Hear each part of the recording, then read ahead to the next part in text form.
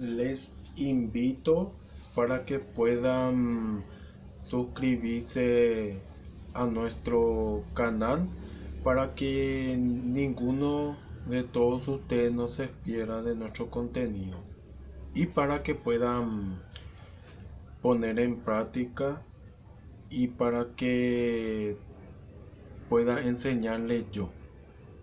Saludos y bendiciones para todos.